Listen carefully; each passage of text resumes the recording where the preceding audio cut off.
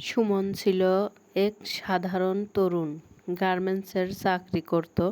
প্রতিদিন ব্যস্ত সময়ের ভিড়ে নামাজ প্রায় ভুলেই যেত। কিন্তু তার মা সব সময় বলতেন, বাবা, নামাজ কখনো ছাড়িস না, এটা তোর জীবন বাঁচাবে একদিন। কাজ শেষে বাসায় ফেরার পথে হঠাৎ তার বাস মিস হয়ে যায়। আশেপাশে কোথাও যাওয়ার গাড়িও নেই। ঠিক তখনই কাছের একটা মসজিদ থেকে মাগরিবের আজান হয়। সুমন ভাবল, যাই, আজ নামাজটা পড়েই আসি।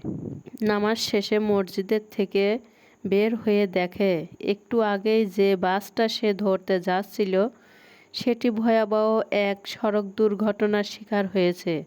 বহু মানুষ আহত আর কেউ কেউ নিহত। সুমন চোখে পানি নিয়ে তাকিয়ে থাকে দূরে। তার মনে পড়ে যায় মায়ের কথা, নামাজ শুধু জান্নাতের চাবি নয়, এটা অনেক সময় দুনিয়ার বিপদ থেকেও বাঁচায়। নামাজ আমাদের শুধু আত্মার খাদ্য নয়, অনেক সময় জীবন রক্ষাকারী ঢাল। আসুন নামাজকে জীবনের অবিচ্ছেদ্য অংশ করি।